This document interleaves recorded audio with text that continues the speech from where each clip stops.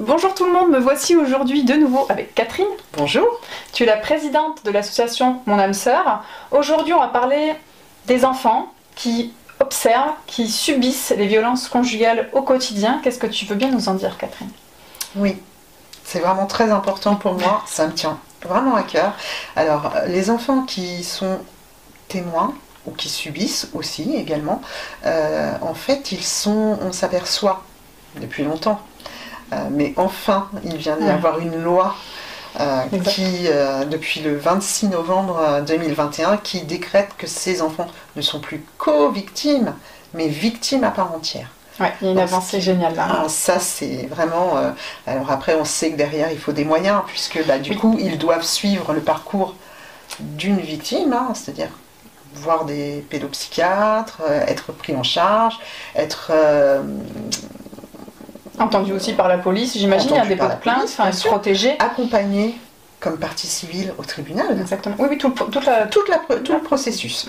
Voilà. Et surtout, ce qui est très important, c'est qu'on s'aperçoive qu'en fait, ça a un impact bien sûr. À long terme sur leur vie future. C'est-à-dire que 75% des enfants reproduisent ou subissent. Oui, on est dans un schéma. Et du coup, non vertueux. Comment peut-on lutter contre les violences conjugales sans prendre en charge les enfants? On est d'accord, c'est une base... De génération en génération, ça va se répéter. Et on ne s'arrêtera jamais. Ça se répète d'ailleurs, c'est ce qu'on... Ça se répète jusqu'à présent. On voudrait lutter, mais comment on fait? Bon ben on va peut-être prendre soin des gosses. Ouais, exactement. Est-ce que du coup il y a des projets qui émanent de ces constats? Alors, depuis l'année dernière, nous réfléchissons à l'association à un projet. En novembre 2021, nous avons offert un centre de reconstruction pour les adultes, sous forme d'ateliers. Plein de petits ateliers qui mettent en lien les victimes avec d'autres personnes, de recréer du lien social, l'estime de soi, etc. Ce qui paraît judicieux, c'est de faire la même chose pour les enfants. Donc nous réfléchissons effectivement au projet d'un centre de reconstruction pour les enfants, uniquement un lieu pour eux, dédié à eux, avec notamment l'installation d'une salle Snozelen, donc pour la thérapie par l'essence. Explique un petit peu, je connais un petit peu. En quelques mots, la thérapie par l'essence, c'est-à-dire apaiser les tensions avec de la musique douce, un endroit baigné de lumière, vraiment des sensations, du toucher, des choses comme ça. Oui, se remettre dans son corps, parce qu'il y a aussi la dissociation qui est souvent présente lors d'un trauma, c'est-à-dire qu'on se sépare de soi pour continuer à vivre, sauf que des fois on reste dissocié, puis des fois c'est des phases.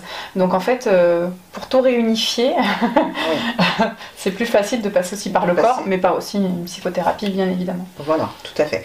Là, il y aura de l'expression corporelle, il y aura aussi de l'art créatif, parce qu'à travers un dessin, un modelage, on peut s'exprimer, une ludothèque, pour aussi, avec le parent restant, recréer un lien aussi, parce que ça, c'est quelque chose dont on ne se doute pas souvent, mais qu'on perd, que l'enfant perd.